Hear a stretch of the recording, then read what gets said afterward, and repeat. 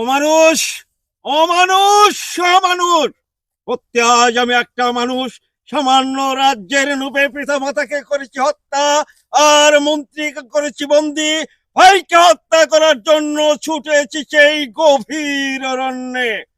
কিন্তু জানো দুঃশাসন, শুধু একটিবার রাজা হতে, শুধু একটিবার সিংহাসনে বসতে, শুধু একটিবার এই সুবর্ণপুর রাজ্যটা কঠোর হস্তে শাসন করতে, সত্য একটা ভারী অন্যায় যুবরাজ।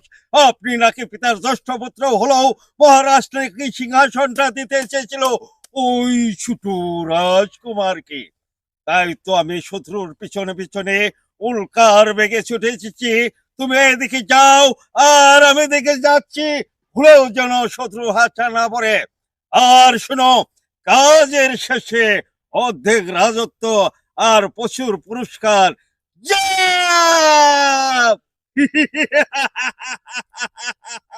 কোথায় পালাবে আনন্দ পাল? পাহাড় পর্বত, গভীর অরণ্য, এমনকি শত্রু সন্ধান বন্ধন করে তোমাকে আমি খুঁজে বের করবই, করবই, করবই। তারপর আমার হস্তের এই শানিত তরবারি তোর বক্ষে বসিয়ে দিয়ে আমি অট্ট হাসিতে হেসে উঠবো। তুই কাঁদবি আর আমি হাসবো।